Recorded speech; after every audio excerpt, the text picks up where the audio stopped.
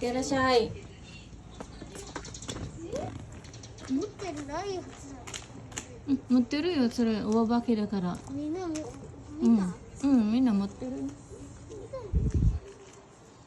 Ayan guys.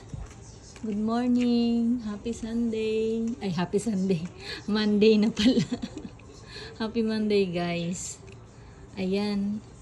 First day ng ating Kuya Johan sa school uli. Kasi ano na sila, si Kuya ay grade 1 na guys. Ay grade 1. Ano ba yan? Ba't parang mali-mali ako ngayong araw? Grade 3 na ang ating Kuya guys. Kaya, ayun. Pumasok ng ating Kuya. Medyo makulimlim ang panahon. Pero wala namang ulan. Makulimlim lang. Ayan guys.